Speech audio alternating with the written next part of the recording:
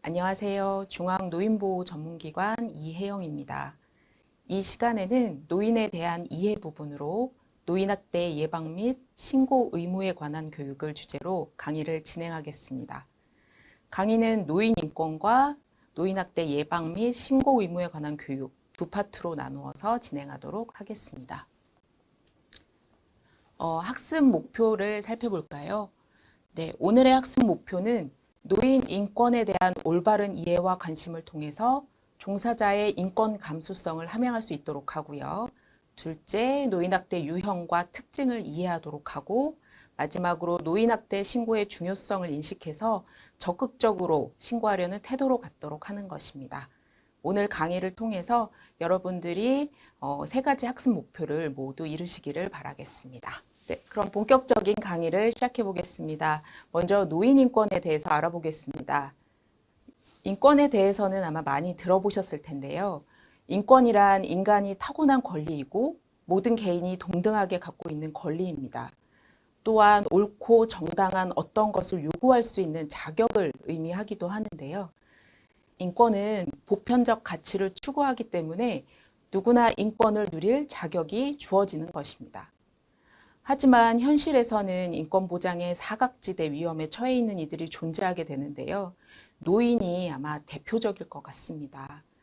노인도 다른 연령 집단과 마찬가지로 인권의 주체인데요. 따라서 그 권리를 침해받아서는 안 됩니다.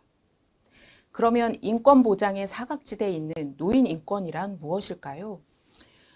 노인 인권의 개념을 살펴보면 노인이 존엄한 존재로 존중받고 인간다운 노후를 영위하는 데 필요한 모든 권리를 의미합니다. 노인 인권을 좁은 의미로 보면 학대나 차별을 받지 않는 권리를 의미하고요. 넓은 의미로 본다면 연령 차별 없이 사회활동에 적극적으로 참여하실 수 있는 권리를 의미합니다. 사실 노인 인권의 개념이 좀 추상적이어서요. 보다 정확하게 이해하기 위해서 노인 인권 영역에 대한 분류를 보면서 설명을 드리도록 하겠습니다. 이러한 노인의 인권은 어떻게 발전해 왔는지 좀 간단하게 설명을 드리도록 하겠습니다. 1948년에 유엔에서 노인 권리 선언을 발표를 했었는데요. 이게 최초의 노인 인권 선언입니다. 아마 가장 먼저 노인의 권리를 언급했다는 점에서 좀 역사적인 선언이라고 할 수 있을 것 같습니다. 노인 인권의 보장은 사실 사회적인 노력인데 이것들이 노인복지 제도를 통해서 구현된다고 볼 수가 있을 것 같습니다. 우리나라에서는 1982년에 노인복지법이 제정이 되었고요. 우리나라에서도 이때부터 본격적으로 노인복지 정책이나 제도가 확립되기 시작했다고 볼 수 있습니다. 2004년에는 노인복지법 개정을 통해서 착취, 학대 피해로부터 노인을 이제 보장해야 된다는 그런 내용들을 담기 시작했고요. 네, 2006년에는 노인복지시설의 인권보호 및 안전관리 지침이 발표가 되었습니다. 그 다음해인 2007년에는 노인장기요양보험법 제정을 통해서 건강케어에 필요한 서비스를 받을 수 있는 이제 권리들을 국가의 의무와 책임으로 수행을 하기 시작을 했고요. 또 2011년에는 치매관리법 및 자살 예방, 또 생명 존중 문화 조성을 위한 법률이 제정이 되면서 치매 노인과 또 생명 존중에 관한 내용들도 포함이 되기 시작했습니다. 2015년에는 노인복지법 개정에 따라서 노인학대 관련한 범죄자의 노인 관련 기관에 취업을 제한하고 노인학대 시설의 위반 사실을 공표하는 이런 노인복지 시설 내 노인학대 행위자와 시설에 대한 처벌을 강화하는 방향으로 또 법 개정이 이루어져 왔습니다. 다음으로는 시설 유형별 노인인권 영역을 나눠서 볼 건데요. 입소시설과 이용시설에서의 노인인권을 살펴보겠습니다. 노인인권 영역에서 세부적 권리를 알아볼 텐데 먼저 시설생활 영역에 대해서 알아보겠습니다. 노인의 입소시설은 노인의 인권을 존중하고 가정과 같은 보호와 돌봄을 제공하는 노인 인권의 어떻게 보면 아주 중요한 실천 현장입니다. 그래서 노인 이용 시설과는 인권 영역에서 약간 차이가 있다고 볼 수가 있을 것 같은데요. 보건복지부에서 발간한 노인 보건복지 사업 안내안에는 시설 생활 노인의 기본적인 권리를 명시하고 있습니다. 표를 보면서 좀 설명을 드리도록 할 텐데요. 시설 운영이나 생활과 관련된 정보를 이제 입소 어르신들이 선택할 수 있는 권리가 있고요. 또 개인적인 욕구에 상응하는 서비스를 제공받고 선택할 수 있는 권리도 있습니다. 또 개인적인 사생활이나 비밀의 보장에 대한 권리도 있고요. 또 시설 내 외부 활동이나 사회적인 활동에도 참여할 수 있는 권리가 있습니다. 앞서 설명드렸던 사회권과도 관련이 있겠죠. 네. 그리고 시설을 이용하면서 고충에 대해서 표현하고 해결을 요구하실 권리도 있고, 퇴소를 결정하고 또 퇴소 후에 거주지를 선택할 권리도 있습니다. 또한 시설 종사자와 동료 노인의 인권을 보호해야 할 권리도 시설 노인들에게 이제 주어지는 권리라고 보실 수 있을 것 같습니다. 다음으로는 이제 이용시설에서 있는 이제 노인 인권을 설명드릴 수 있을 것 같은데요. 이용시설의 경우에는 이제 서비스 단계별로 어르신들이 가지는 인권에 대해서 설명을 좀 드릴 수 있을 것 같습니다. 먼저 서비스 이용 이전의 단계인데요. 이때는 이용시설 기관이나 서비스에 대한 정보를 제공받을 수 있는 권리가 있고요. 또 이용을 상담받으면서 이용을 결정하고 계약할 수 있는 권리를 가지고 있습니다. 또 서비스 이용 초기에는 욕구를 사정해서 서비스 목표를 수립하는 데 참여하고, 물론 서비스 계획을 수립하는 데도 함께 참여할 수 있는 권리가 있으시고요.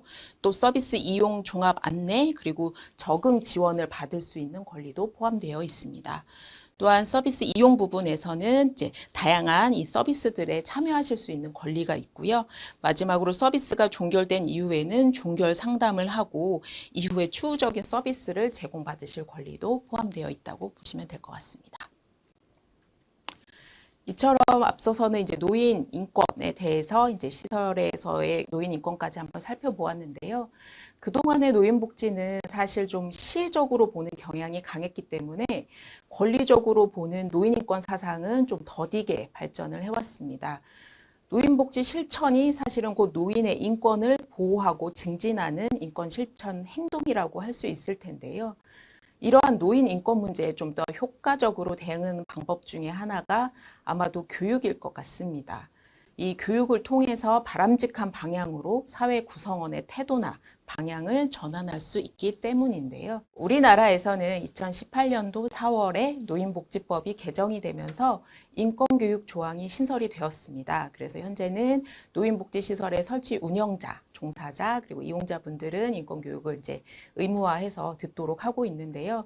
매년 연간 4시간 이상, 그리고 온라인으로 들으시는 경우에는 6시간의 교육을 이수하도록 되어 있습니다. 그래서 오늘 이 시간에 그 4시간의 교육을 짧게 줄여서 설명을 드리다 보니까 많이 부족한 부분이 있었을 것 같은데요. 관심이 있는 여러분들께서는 온라인을 통해서 교육을 들어보시는 것도 좋을 것 같습니다. 그래서 이러한 인권 교육들이 아마 여러분들이 현장에서 만나시는 노인분들의 인권을 보호하고, 그리고 노인 인권 침해로부터 이분들을 보호하는 역할을 여러분들께 해주시는데 중요한 교육이 될 거라고 생각을 합니다. 그러면 노인학대는 무엇이고 노인학대 예방을 위해서 우리가 해야 할 역할은 무엇인지에 대해서 알아보겠습니다. 노인학대란 노인에 대해서 신체적, 정신적, 정서적, 성적 폭력, 그리고 경제적 착취 또는 가혹행위를 하거나 유기 또는 방임하는 것을 말합니다. 표에서 보시면 노인학대 현황은 매년 증가하고 있고요. 2020년에는 6,259명의 학대 피해 노인이 발생을 했습니다. 이거는 신고 건수가 아니고요. 학대로 완전히 판정받으신 노인의 수입니다. 학대 피해 노인 중에 치매 의심 또는 치매 진단을 받은 피해 노인의 비율은 보시면 약간 평균적으로 약 25% 정도가 되는데요. 학대 피해를 받으신 어르신 4명 중에 1명이 치매 증상을 가지고 있다고 볼 수 있습니다. 이 부분에서 지금 치매노인 지원 사업 현장에 계시는 여러분들의 역할이 참 매우 중요하다는 점을 다시 한번 말씀드리고 싶은데요. 오늘 교육을 통해서 노인학대에 대해서 좀 명확하게 인식을 하시고 이러한 부분들이 발생했을 때 적극적으로 신고하시는 자세를 가져주시면 좋을 것 같습니다. 노인학대 발생 유형을 살펴보시면 정서적 학대가 가장 많이 나타나고 있고요. 그 다음에 신체적 학대, 방임, 경제적 학대 순으로 발생하는 것을 볼 수 있습니다. 치매 노인을 대상으로 한 학대 유형을 살펴보면 조금 다른 양상을 보여줍니다. 치매 노인인 경우에는 신체적 학대가 가장 많이 나타나고요. 그 다음에 정서적 학대, 그리고 세 번째로 방임이 많이 나타납니다. 특히 방임의 경우에는 저희가 전체 학대에서 760건을 차지했었는데 이 중에 치매 노인이 519건으로 발생을 했습니다. 이 전체 숫자에서 생각해 보면 굉장히 매우 높은 것을 보실 수 있는데요. 적절한 돌봄을 받지 못하고 방임이 되어도 사실 인지가 부족하고 그것들을 표현할 수 없는 치매 어르신들의 신고는 사실 어려울 수밖에 없습니다. 그렇기 때문에 여러분의 관심과 그리고 노인학대를 알고자 하는 태도가 중요하지 않을까 다시 한번 생각이 들고요.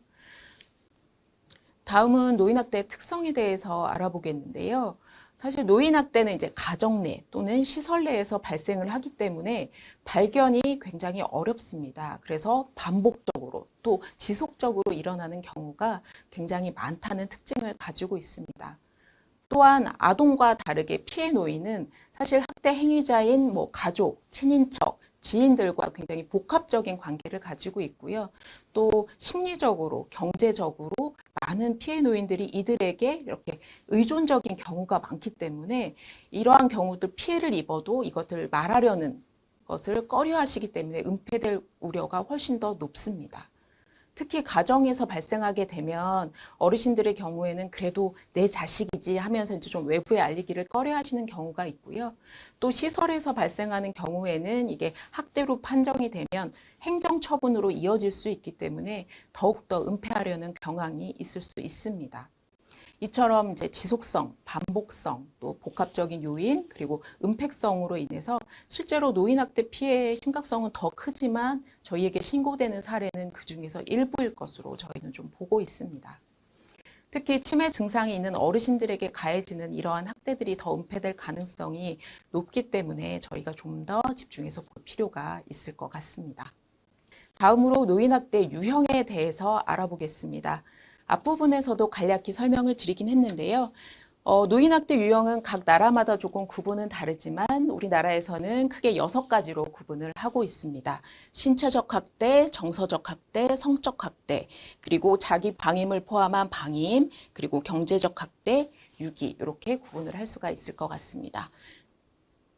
먼저 신체적 학대는 물리적인 힘 또는 도구를 이용해서 노인에게 신체적, 정신적 손상을 주거나 고통, 장애를 유발하는 행위를 말합니다.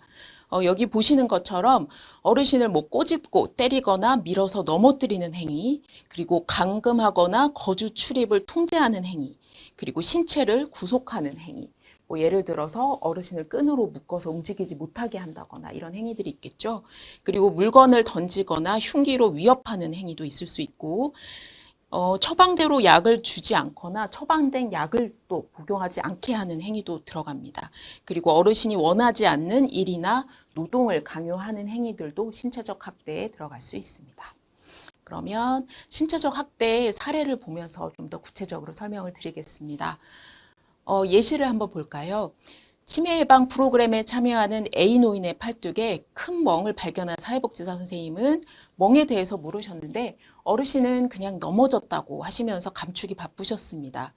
그런데 일주일 사이에 못 보던 상처, 또 멍이 계속 발견이 되었고 이를 이상하게 여긴 사회복지사 분께서 이 어르신을 설득을 해서 이제 상담을 진행을 해 보았더니 이제 이 어르신의 남편분께서 술을 드시면 이제 가정 폭력이죠. 일종의 폭력을 일삼아 오셨고 근데 다만 술이 깨면 또 다정한 남편으로 돌아오시다 보니 이제 여지까지 참고 살았지만 이제 더 이상 힘들고 고통스러워서 더 이상 참을 수가 없다면서 이제 사회복지사 선생님께 도움을 요청하신 사례였고요. 이번에 보시는 사례와 마찬가지로 신체적 학대는 사실 설명하기 어려운 어떤 상처나 멍 이런 것들이 발견될 수 있고요. 또는 이제 어르신의 머리카락이 뽑힌 흔적이라든지 출혈 부위가 보일 수도 있고요. 또 어르신들이 이제 위축감이나 두려움, 또 불안 증세를 보이실 수도 있습니다.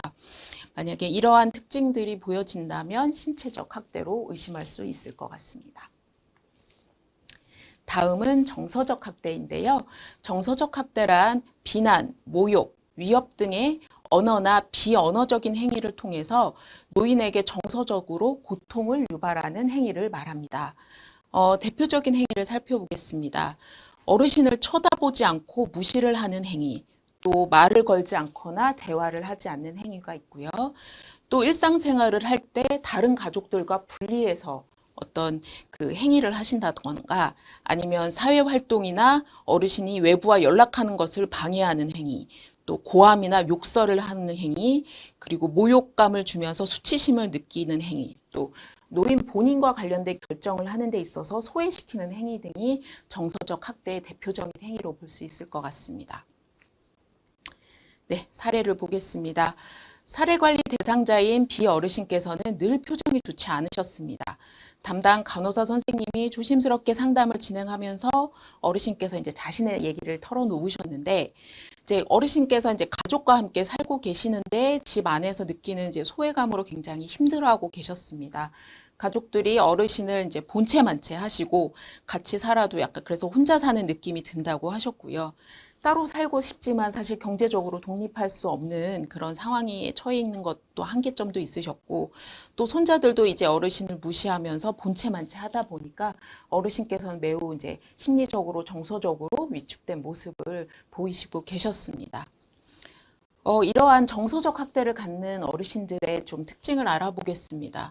이분들은 매우 흥분하거나 화가 난 모습의 상태이실 수도 있고, 반대로 굉장히 걱정과 근심이 많은 모습을 보이실 수도 있습니다. 또한 무반응, 무표정한 모습을 보이실 수도 있고, 잠을 못 자거나 안절부절 하시는 모습을 보일 수도 있고, 가족과 보호자와의 대화가 없거나 가족과 보호자 앞에서 굉장히 눈치를 보시는 모습을 보이실 때도 있고요. 또 사람을 만나지 않고 외부 활동을 기피하는 모습을 보이시는 것들도 정서적 학대의 예측 중으로 살펴볼 수가 있겠습니다. 다음은 성적 학대입니다. 성적 학대란 성적 수치심 유발 행위 및 성폭력 등의 노인의 의사에 반하여 강제적으로 행하는 모든 성적 행위를 말합니다. 대표적인 행위를 살펴보면 강제적인 성관계를 강요하거나 시도하는 행위, 원치 않는 스킨십이나 신체 일부를 만지는 행위, 또 신체를 빗대어서 혐오감을 주는 언행을 하거나 사람들이 보고 있는 곳에서 노인의 성적 부위를 드러내고 옷이나 기저귀로 교체하거나 목욕을 하는 행위들도 성적 학대에 해당합니다. 성적 학대의 사례를 한번 살펴보겠습니다.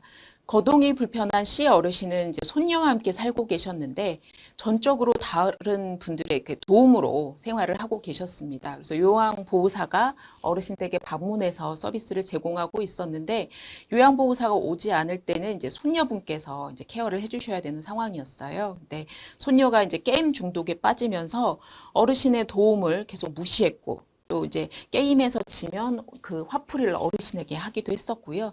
또 기저귀 케어를 할 때는 어르신의 이제 신대를 빗대어서 굉장히 성적인 모욕적인 말들을 쏟아내면서 어르신의 성적 수치심을 느끼게 하는 등의 상황이 이제 요양보호사 선생님께 목격이 되었고 이분께서 이제 노인보호 전문기관으로 신고를 해주시게 되었습니다. 사실 다른 사람의 도움 없이 생활하시는 이제 어르신들 같은 경우에는 이러한 학대에 노출될 위험이 더욱 높습니다.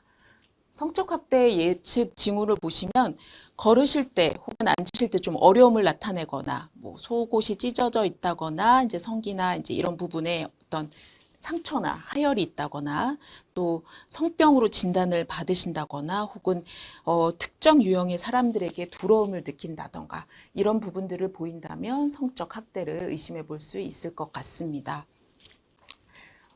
생활시설에서는 이제 기저귀 케어라든지 목욕 케어 시에 공개된 장소에서 어르신들의 신체 주요 부위를 노출시켜서 수치심을 느끼게 하는 경우들이 발생을 하는데요.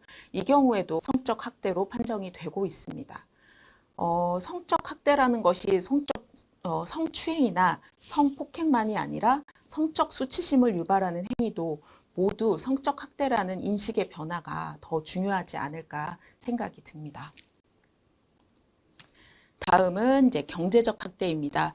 경제적 학대는 노인의 의사에 반해서 노인으로부터 재산 또는 권리를 빼앗는 경제적 착취, 노인 재산에 관한 법률 권리 위반 등 경제적 권리와 관련된 의사 결정에서 통제하는 행위를 말합니다. 대표적 행위를 살펴보면 노인의 허락 없이 뭐 임금이나 연금, 재산, 주식 등을 가로채거나 임의로 사용하는 행위를 말하고요. 또 공적 부조급여를 가로채거나 임의로 사용하는 행위, 또 빌린 돈을 갚지 않거나 노동한 대가를 지급하지 않는 행위, 또 부양을 전제로 어르신의 재산을 상속을 받거나 약속해 놓고 부양 의무를 이행하지 않는 행위도 경제적 학대로 볼 수 있습니다. 사례를 살펴볼까요? 이 노부부께서는 부양을 전제로 큰 아들에게 아파트 명의를 이전시켜 주면서 함께 살기 시작하셨습니다. 그런데 채 1년도 지나지 않아서 큰 아들 내외가 부모님께 이제 용돈도 드리지 않고 부모님 앞으로 나오는 기초연금도 본인들이 관리해 주겠다면서 통장과 카드도 가져가서 주지 않으셨습니다. 사실 이 어르신들은 이거를 그래서 다른 자녀들에게 말해서 도움을 요구하고 요청을 좀 해보고 싶었지만 이제 가족들 관계가 좋아지지 않을까봐 이제 걱정을 하셔서 말도 못하고 있는 상황이었는데 그래서 사례관리 담당 사회복지사 선생님에게 이제 고민을 털어놓으셨고요. 그 사회복지사 선생님께서는 이게 이제 경제적 학대로 의심이 된다면서 노인보호 전문기관을 통해서 그 상담을 받아보시도록 안내를 해주셨던 사례입니다. 이러한 경제적 학대는 사실 이제 노인분들이 이제 연금을 받고 또 이제 퇴직을 하시게 되면서 사실 앞으로 많이 늘어나게 되는 상황이 올 것 같은데요. 경제적 학대 예측징후를 한번 살펴보겠습니다. 노인의 재산이 타인의 명의로 갑자기 전환이 되거나 노인의 허락 없이 재산에 관련된 서류를 처리하는 경우가 있을 수 있고요. 또 부양을 전제로 재산을 증여했거나 적절한 부양을 받지 못하는 경우들이 있고요. 또 은행 계좌에서 부적절한 거래가 일어나는 등의 사례를 보면 아무래도 경제적 학대로 의심을 해볼 수 있지 않을까 생각이 듭니다. 또 다른 사례를 간단하게 설명을 드려보면요. 결혼한 자녀들과 따로 살고 계시던 어르신께서 이제 거동이 불편해지시면서 재가 방문 요양 서비스를 이용을 하셨는데 방문 요양 그 보호사 선생님께서 어르신의 기초연금을 관리해 주겠다면서 이제 카드와 통장을 가져가셨고요. 그리고 그 카드를 통해서 어르신의 이제 물품을 구입하는 데도 일부 사용은 하셨지만 나머지는 이제 본인의 생필품을 구입하는 데 사용을 하신 거예요. 근데 이제 어르신의 따님께서 이제 어머니가 이 요양보호사 분께 통장과 카드를 맡긴 것을 알고 이제 상황을 파악하셨고 이제 경찰에 신고를 하셨고요. 경찰이 이제 노인학대 정황도 의심이 된다면서 이제 노인보호 전문기관에 다시 사례를 이관한 그런 사례도 있었습니다. 아무래도 이제 어르신들께서 인지가 부족해지시거나 아니면 이제 보행이 어려워지시면서 재산 관리가 좀 어려워지시는 경우들이 있을 텐데요. 이런 경우에 가족이나 이렇게 서비스를 제공하시는 분들께 의지하시는 경우가 많고 이때 경제적 학대가 발생할 위험이 점점 높아지고 있는 것 같습니다. 다음은 방임학대입니다. 부양 의무자로서의 책임이나 의무를 거부하거나 불이행 또는 포기해서 노인의 의식주, 의료를 적절하게 제공하지 않는 행위가 방임으로 볼 수 있습니다. 방임의 대표적인 행위를 보시면 스스로 식사나 배변 처리, 청결 유지가 어려운 노인을 방치하는 행위, 또 심각한 질환이 있는 노인을 홀로 거주하게 하는 행위, 또 경제적 능력이 없는 어르신을 경제적으로 지원하지 않는 행위, 또 의료 처치가 필요한 어르신에게 의료적 처치를 하지 않는 행위, 그리고 어르신의 간병을 소홀히 하는 행위도 방임에 해당한다고 볼 수 있습니다. 방임은 또 자기 방임을 또 포함하고 있는데요. 자기 방임이라는 거는 이제 노인 스스로가 본인에게 필요한 의식주나 의료 처치를 거부해서 심신의 위험한 상황이나 사망에 이르게 하는 행위로 볼 수 있습니다. 대표적 행위로는 어르신이 이제 의료적 행위를 거부하는 행위, 또 의식주와 관련된 행위를 거부해서 생명이 위험해지는 행위, 그리고 알코올 남용이나 자살을 시도하는 행위도 여기에 해당이 될 것 같고요. 여러분들이 TV에서 많이 보시는 집에 쓰레기나 이런 것들을 가득 채워놓고 외부의 그 도움이나 이런 것들을 차단한 채 그 건강상의 위협을 받으면서 살아가시는 어르신들이 있는데 이런 부분들도 자기 방임의 예라고 보실 수 있습니다. 그러면 방임의 실제 사례를 한번 살펴보겠습니다. 사례 관리를 위해서 이 어르신의 집에 방문하는 사회복지사 선생님은 갈 때마다 집에서 악취가 나고 또 계절과 맞지 않는 옷가지들이 쌓여 있고 이러한 불결한 환경에 살고 계신 어르신이 심지어 상한 음식을 드시고 계시다는 것까지 이제 확인을 하게 되었어요. 게다가 이제 스스로 배변 처리가 이제 어려워지시니까 어르신께서는 스스로 음식량도 줄이면서 건강에도 굉장히 문제가 발생하고 있었습니다. 그래서 사회복지사 선생님은 지속적으로 가족에게 연락을 취해봤는데 살펴보겠다는 말만 할 뿐이지 어르신은 그대로 계속 방치가 되고 있었기 때문에 노인보호 전문기관으로 신고하신 사례였습니다. 이처럼 방임학대는 굉장히 많이 발생을 하고 있는데요. 보호자의 그 보호 의무가 있는 사람으로부터 적절한 돌봄을 받지 못해서 위생 상태가 나쁘고 또 노인의 건강이나 주변 환경이 안전하지 못하고 또 의복이나 이불 등의 빨래가 제대로 이루어지지 않은 환경에 살고 계시다면 이러한 것들은 좀 방임학대로 의심해 볼 수 있지 않을까 싶습니다. 다음은 유기입니다. 유기는 보호자나 부양 의무자가 노인을 버리는 행위인데요.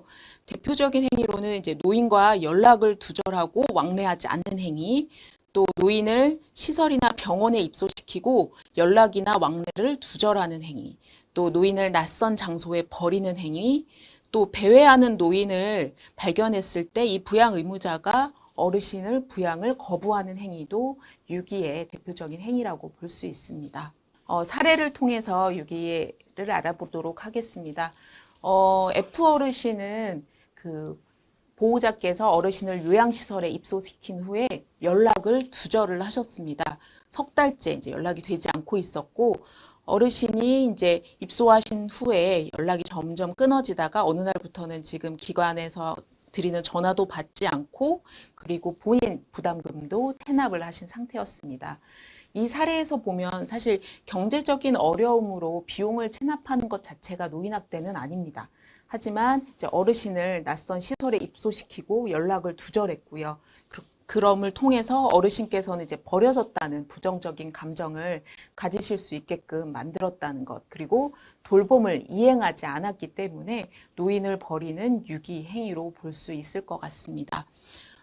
이 밖에도 노인과 연락을 두절하고 왕래하지 않는다거나 인지 기능을 상실한 어르신들을 고의적으로 가출이나 배회하게 하는 행위도 있을 수 있고 노인이 익숙하지 않은 장소에 노인을 두고 온다든지 아니면 배회하는 상태에서 발견된 노인에 대해서 부양 의무를 거부하는 행위를 보이는 사람을 본다든지 하시면 이것들은 유기로 의심을 해볼 수가 있을 것 같습니다. 이상으로 노인학대 유형과 특성에 대해서 알아봤습니다. 내용을 들으시면서 여러분들이 만나시는 어르신 중에 설명드린 유형의 학대 징후를 보이셨던 분이 혹시 떠오르셨을까요? 그렇다면 주의 깊게 살펴보시고 신고를 해주시면 좋을 것 같습니다.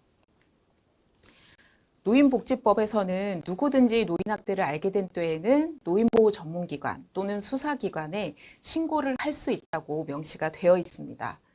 그리고 노인학대를 알게 되면 반드시 신고해야 하는 신고 의무자도 법에 지정이 되어 있는데요.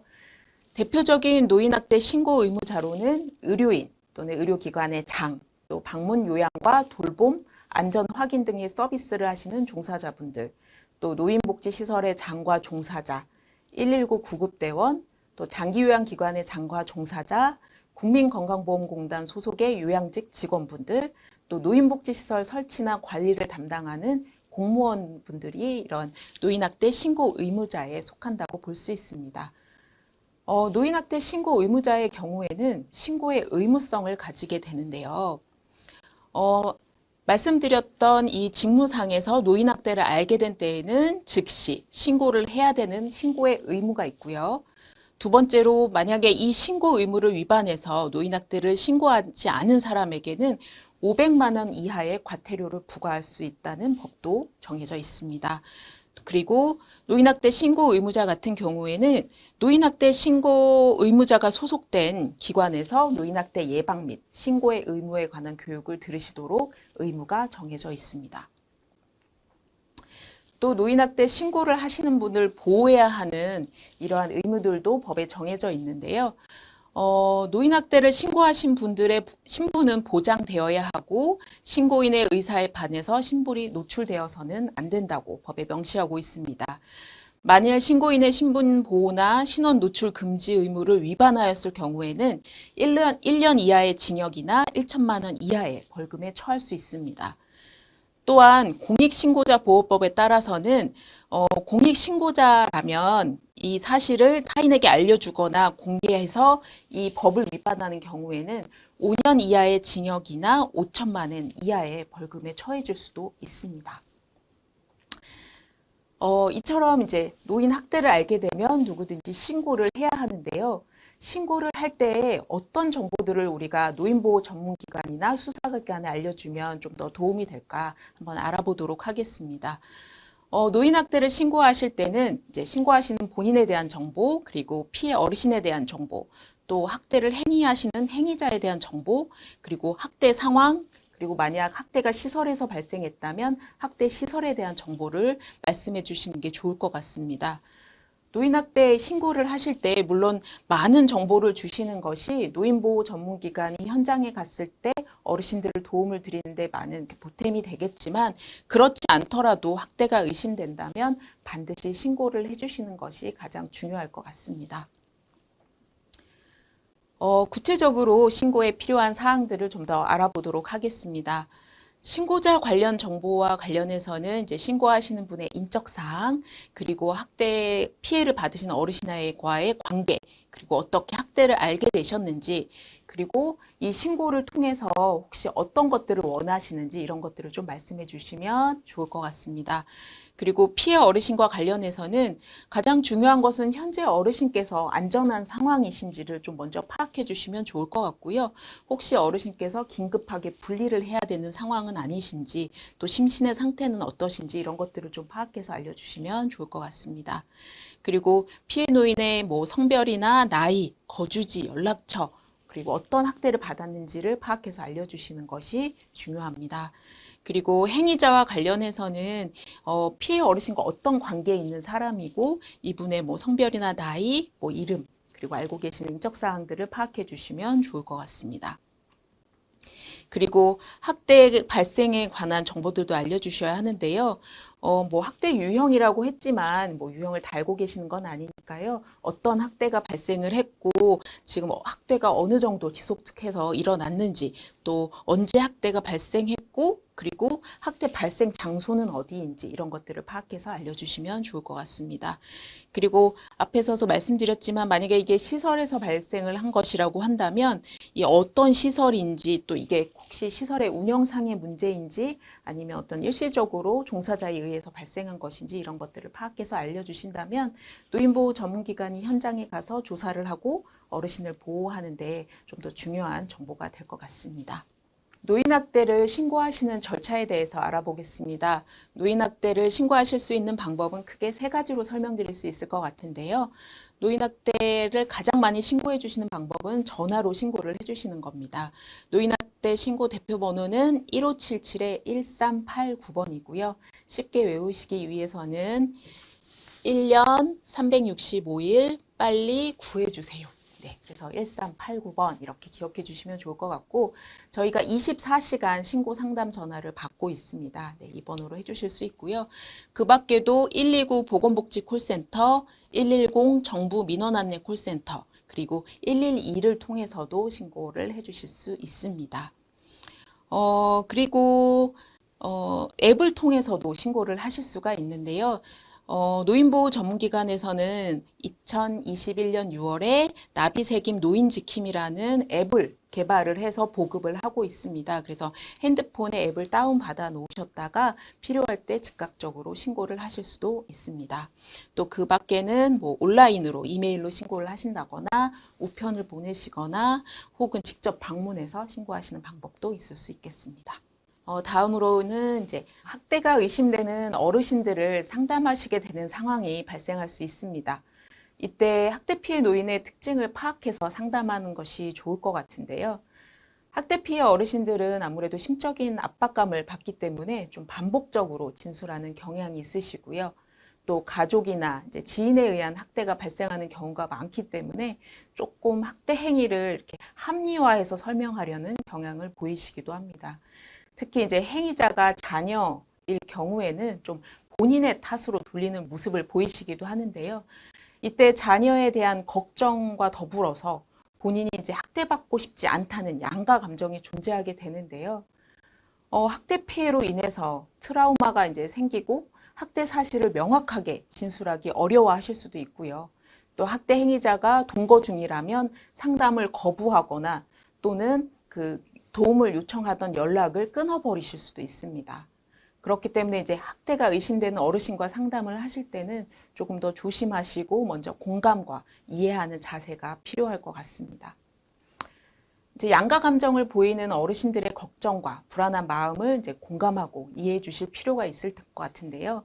이제 저희가 학대 행위자를 처벌하려는 그런 접근보다는 현재 상황을 좀 더 개선하고 어르신이 편안한 상태에서 생활하실 수 있도록 도움을 드리고자 한다는 것을 알려주시면 좋을 것 같습니다. 그래서 이제 공감할 때는 어르신들께 이렇게 좀 한꺼번에 여러 가지 질문을 하시기보다는 조금 더 간단, 명료한 질문을 해주시는 것들이 아무래도 이제 압박감을 느끼면서 혼란스러운 어르신들에게 도움이 될 것 같고요. 무엇보다 어르신들이 이야기하시는 도중에 상담을 하시는 분께서 이제 자기 의견이나 이렇게 정황 같은 것들을 이렇게 좀 장황하게 피력하시는 부분들이 발생을 하면 이 어르신들은 쉽게 마음을 닫아버리시는 경우들이 많습니다. 그렇기 때문에 이런 부분들은 조금 조심을 해주시면 좋을 것 같습니다. 그리고 아무래도 이제 좀 정서적으로 지지를 해주시고 공감을 하면서 이제 상담을 진행하시는 게 좋을 것 같은데요. 이 어르신들과 상담을 진행하실 때 이러한 표현들을 조금 써주시면 어떨까 싶습니다. 이렇게 어렵게 말씀을 해주셨는데 용기 내서 연락 주셔서 감사합니다. 이런 표현이라든지 어려운 일이 있으셔서 전화를 주셨네요. 이렇게 편안하게 말씀해 주시면 저희가 최선을 다해서 도와드리겠습니다. 이렇게 말씀해 주실 수도 있고 만약에 어르신께서 좀 도움을 거부하시거나 나 나중에 연락할게 이렇게 말씀을 하신다면 어떤 부분이 혹시 염려가 되시는지 그 부분을 저희가 어떻게 도와드릴 수 있는지 이런 부분들에 대해서도 말씀을 해주신다면 아마 어르신들께서 조금 더 용기를 내어서 선생님들께 도움을 요청하실 수 있지 않을까 생각이 됩니다.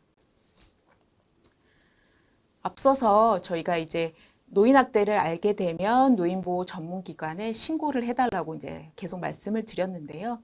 그럼 신고를 받은 노인보호 전문기관은 어떤 역할을 하는 곳인지 설명을 좀 드리도록 하겠습니다. 노인보호 전문기관은 노인복지법 제39조의 5에 근거해서 전국 시도에 38개소가 운영이 되고 있습니다. 이곳에서 노인학대 예방 그리고 노인 권익 향상을 위한 업무들을 수행을 하고 있습니다. 이 중에서 중앙노인보호 전문기관은 노인 인권보호 관련 정책 제안 연구, 그리고 노인학대 예방 교육과 홍보 자료를 개발해서 보급하고 종사자 교육, 그리고 노인보호 전문기관 관리와 업무 지원을 담당하고 있습니다. 아마 중앙치매센터에서 하시는 업무의 성격과 유사하다고 볼 수 있습니다. 실제로 노인학대를 신고받아서 현장에 나가시고 그리고 어르신을 보호하는 업무를 하는 곳은 지역 노인보호 전문기관에서 담당하고 있습니다. 24시간 신고 상담 전화를 운영하고 있고요. 신고 접수를 받아서 현장 조사를 실시하고 피해 어르신과 그 행위자를 상담하고 또 사후 관리 그리고 노인학대 예방교육이나 인권교육 또 노인학대 예방과 관련한 홍보사업 등을 담당하고 있습니다. 그리고 학대 피해를 받으신 어르신께서 학대 행위자와 긴급하게 분리가 필요한 경우가 있습니다. 이때 어르신들이 이용하실 수 있는 쉼터를 저희가 운영을 하고 있는데요. 학대 피해 노인 전용 쉼터라고 합니다. 조금 더 자세하게 알아볼까요? 학대 피해 노인 전용 쉼터는 학대 피해를 받은 어르신들께서 쉼터의 보호가 필요하다고 판단이 됐을 때 이제 입소해서 생활하실 수 있는 시설이고요. 만 65세 이상의 어르신들이 입소하실 수 있습니다. 연간에는 한 4개월까지 입소해서 이제 보호를 받으실 수가 있는데 만일 이제 재발 등의 우려가 있어서 조금 더 연장이 필요한 경우에는 최대 6개월까지 시설을 이용하실 수가 있습니다. 그리고 만일 쉼터를 이용하시다가 이제 퇴소하시고 원가정으로 복귀를 하셔야 하는데 복귀가 어려우신 경우가 발생할 수 있습니다. 이때에는 저희가 노인복지 생활시설 등을 연계해서 어르신들이 지속적으로 보호를 받으실 수 있도록 연계를 하고 있습니다. 쉼터에서는 학대 피해 어르신의 기본적인 보호와 숙식 제공을 제공하고 있고요. 또 학대 피해로 인해 입으신 그 심신의 상처를 치유하기 위해서 치유 프로그램이라든지 의료 지원 같은 서비스들을 또 제공을 하고 있고요. 또 원가족 회복을 위해서 저희가 전문적인 상담 서비스들도 진행을 하고 있습니다. 그러면 다시 돌아와서요. 노인보호 전문기관에 신고를 하면 어떤 과정으로 개입을 하게 되는지 알아보겠습니다. 먼저 신고 상담을 하게 되면 이제 관련 정보들을 파악해서 사례를 접수하고요. 학대가 발생한 현장을 방문해서 학대 정황을 파악하고 관련된 정보들을 수집하게 됩니다. 이때 피해 어르신이라든지 행위자를 만나서 상담을 진행하게 되는 거고요. 또 수집한 정보들을 가지고 이제 노인 학대가 맞는지 이제 사례 판정을 하고 거기에 필요한 서비스 계획을 수립하게 됩니다. 상담, 법률, 의료, 쉼터 이용과 같은 서비스를 제공할 수 있고요. 학대 피해 어르신들의 안전과 상황 개선을 확인한 후에는 평가를 통해서 사례를 종결하게 됩니다. 네, 앞서 말씀드린 일련의 과정들을 사례를 통해서 한번 살펴보도록 하겠습니다.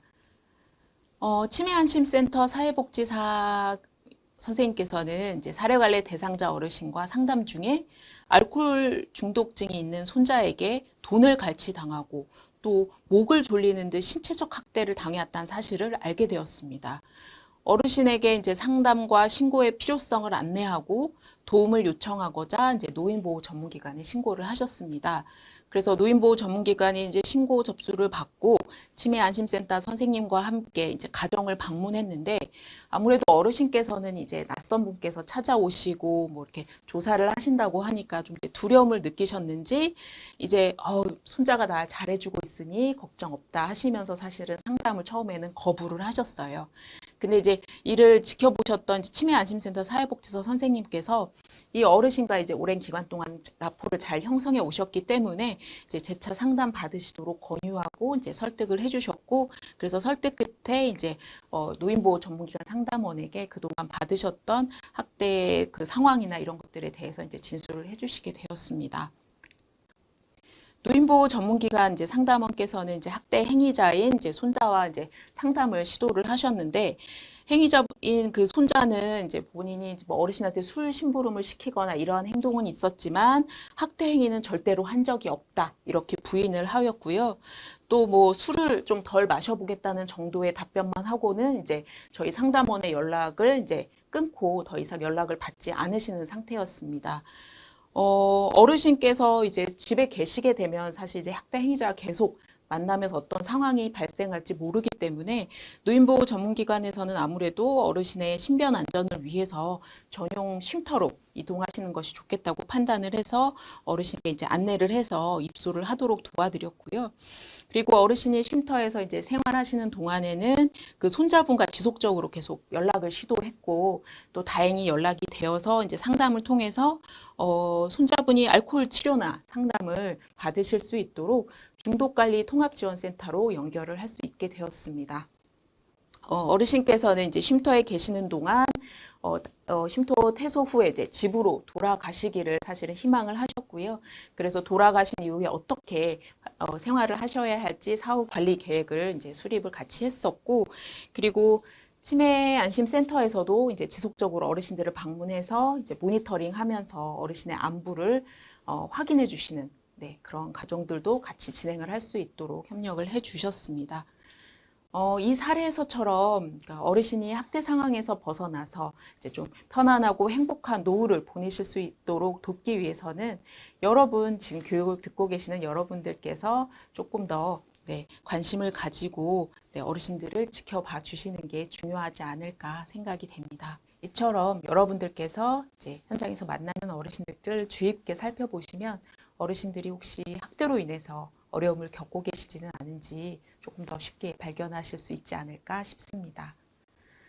마지막으로 저희가 노인학대 신고하시는 방법 중에 앱으로 신고하시는 방법이 있다고 말씀을 드렸었는데 앱에 대해서 조금 더 설명을 드리도록 하겠습니다. 노인학대 신고 앱 나비새김 노인 지킴이라는 이름을 갖고 있는 앱이고요. 핸드폰 앱스토어에 들어가서 노인학대 신고 앱 검색을 해보시면 여러분도 다운받으실 수 있습니다. 그래서 핸드폰에 다운받아 놓으시고 혹시 학대 피해가 의심되는 상황이 발견이 된다면 신속하게 앱을 통해서 언제나 신고를 하실 수가 있습니다. 노인학대 신고 앱과 관련해서 굉장히 사용 방법이 간단하고요.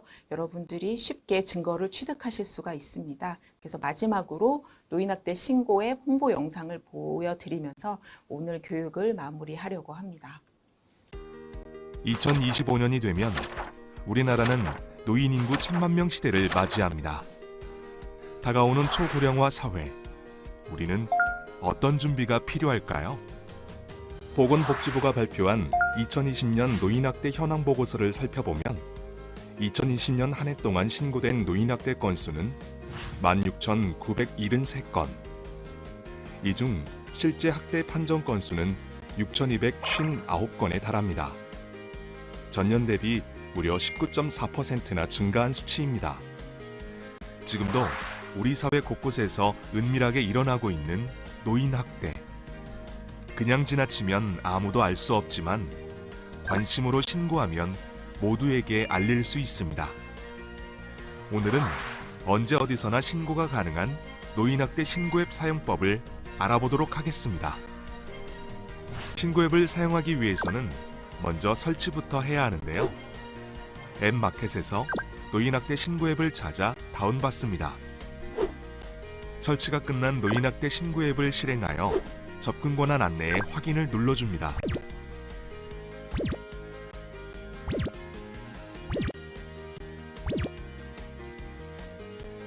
신고하기 화면으로 이동해 보겠습니다. 오른쪽 상단에 있는 전화번호를 선택하면 자동으로 전화 앱이 실행되어 유선으로도 신고가 가능합니다. 먼저 학대 발생 장소를 설정합니다. 학대 발생 장소의 종류를 선택한 후 돋보기 모양을 누르면 도로명 주소를 검색하실 수 있습니다. 검색 결과에서 학대 발생 장소의 주소를 찾아 선택한 후 선택한 위치로 설정 버튼을 눌러줍니다. 그런 다음 나머지 상세 주소를 입력해 주시면 됩니다. 만약 주소를 알 수 없는 경우 내 위치로 주소 설정을 선택하시면 학대 발생 장소의 주소가 신고자의 현재 위치로 자동 지정됩니다. 학대 발생 기간은 기본적으로 신고 내용을 작성하는 당일로 설정되어 있으며 정확한 학대 기간을 아는 경우 날짜 변경이 가능합니다. 학대 발생 기간까지 입력했다면 다음을 선택합니다. 이번 화면에는 학대가 의심되는 상황에 대한 증거 자료 및 상황 설명을 입력하게 됩니다. 추가하기 버튼을 선택하여 학대 의심 상황의 증거 자료를 첨부합니다. 노인학대 신고 앱에서는 실시간으로 사진이나 영상을 촬영하거나 음성을 녹취하여 증거 자료를 등록할 수 있습니다. 또한 미리 촬영해둔 사진이나 영상을 사진첩에서 선택해 첨부할 수 있습니다.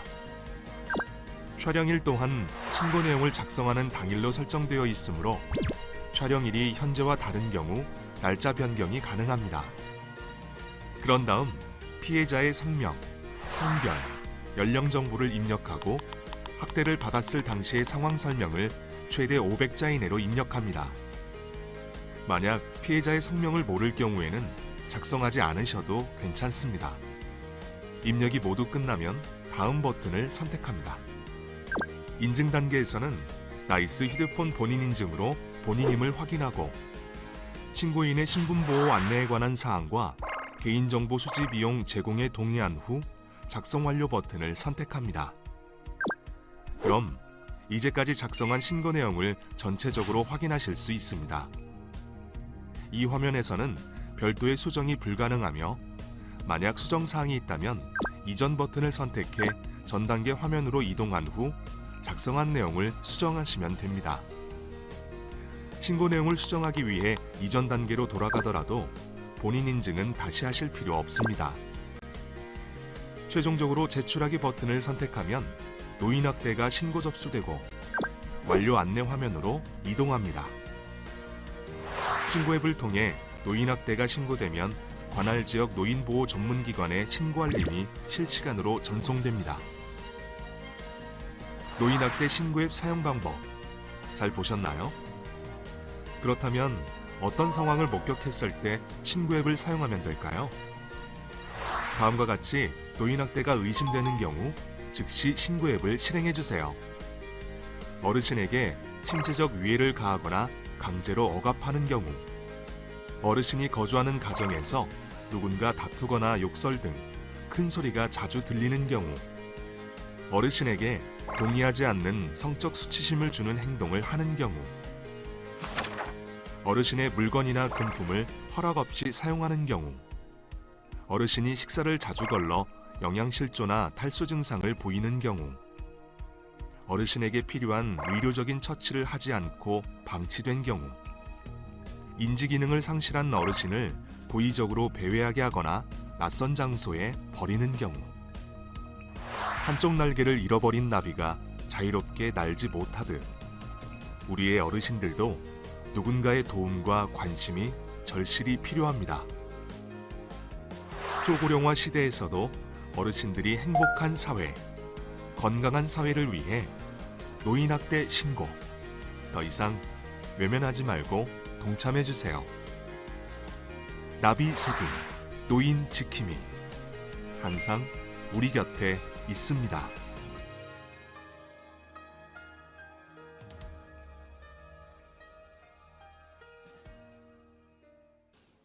네, 치매 어르신들을 위해서 항상 최선을 다해 주신 여러분들께 깊은 감사를 드리고요. 치매 어르신의 인권 보호와 학대 예방을 위해서 지속적인 관심 그리고 노인학대 예방 교육에 참여를 부탁드리겠습니다. 네, 이상으로 교육을 마치도록 하겠습니다. 감사합니다. 우리는 모두 노인이 됩니다. 그렇다면 우리는 노인에 대해서 어떻게 생각하고 있을까요? 제가 생각하기에는 보수적이시고 폐쇄적이시고 좀 고집 있으시고 의존적이다?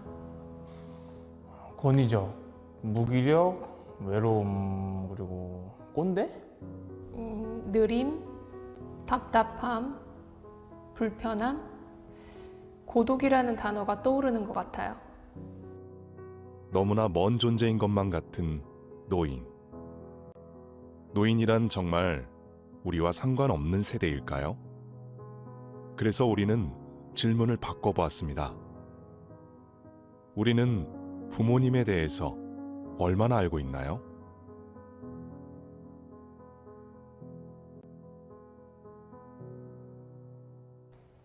엄마의 어릴 적 꿈은?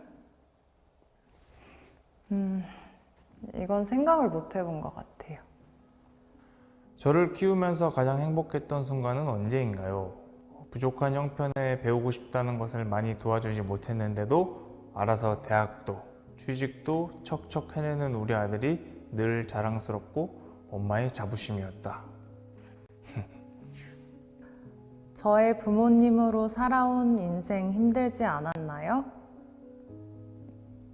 힘든 순간도 많았지만 네가 있었기에 그만큼 보람차고 값졌단다. 혼자 슬픔을 삼키신 적이 있나요? 돌아가신 할머니가 생각이 날 때. 제게 하고 싶은 말이 있었지만 하지 못했던 말이 있으신가요? 하고 싶어 했던 미술을 끝까지 시켜주지 못했던 것이 모두 다 정말 미안했다. 다시 태어나도 저희 부모님, 저희 부모님 해주실 건가요? 저희 부모님 해주실 건가요?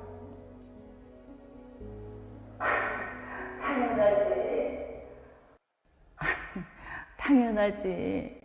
다음에 태어나도 영원히 넌 내 딸이야. 부모 연습 한번 해봤으니까 다음에는 실수 없이 더 다정하고 더 바람직한 부모가 되어줄게. 아빠는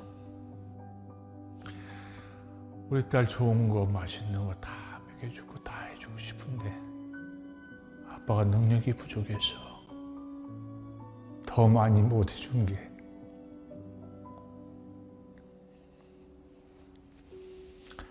가슴 아픈 일이지.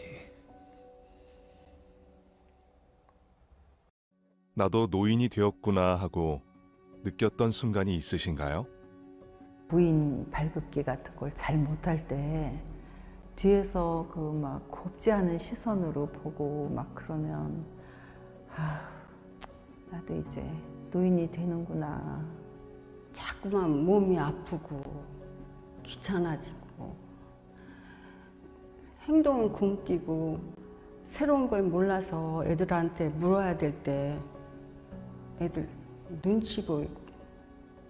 아직은 내가 노인이라고 생각 안 하거든. 그런데 말이야, 젊은 친구들이 노인 취급할 때 정말 서운하더라고. 앞으로의 삶은 어떻게 보내고 싶으신가요? 긍정적인 어른으로 그렇게 보내고 싶어요. 엄마가 처음이었던 것 같이 노인도 처음이니까요. 새롭게 펼쳐질 삶에 대해서 기대도 하고 그렇게 살면 될 것 같아요. 네. 시간을 좀 알차게 보내고 싶어요. 뭐 노인이라는 것에 뭐 큰 의미를 부여하지 않고 마지막 순간까지 좀 가슴 뛰는 삶을 살고 싶어요. 지금같이요. 그래, 지금까지 앞만 보고 열심히 살았지. 근데 오늘 보니까 내가 노인이 되었더라. 세월 앞에는 장사가 없잖아. 앞으로는 더 즐겁게 지금처럼 열심히 살면 되지 않을까 생각해. 자, 이제 다시 질문해 보겠습니다.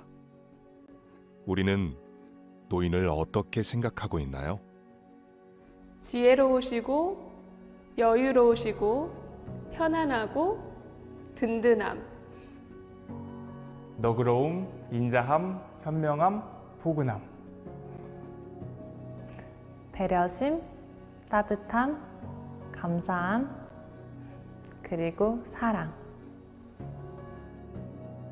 어쩌면 우리는 사회 속의 노인과 우리 곁의 노인을 처음부터 다른 존재로 바라보고 있었는지도 모릅니다. 노인에 대한 편견과 오해, 지금 우리 스스로가 만들고 있는 건 아닐까요?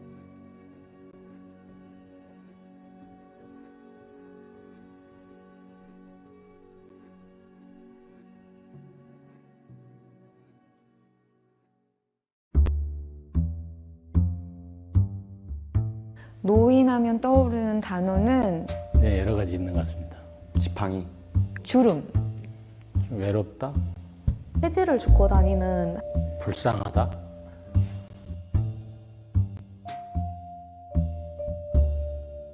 여기 보면은 주름이 되게 많잖아요. 앉아 계시면서 늘 기다리는 분이시고요. 독거노인, 나의 미래의 모습이다. 잠시 후면 닥쳐올 나의 모습이다.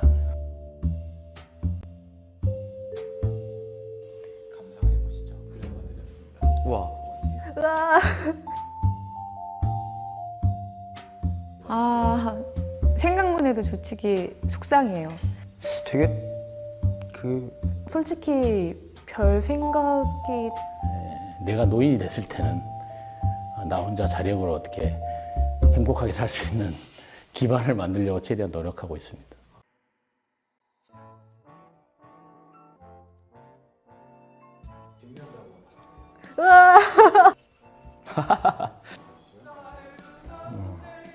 어머, 우와, 아, 예. 저예요? 예측도예요?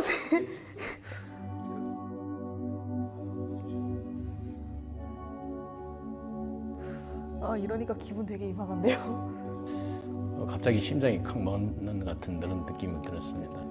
예, 인정하고 싶지 않아요. 다시 군대를 가라고 하면 차라리 낫겠다. 뭐. 한 40년? 15년, 20년?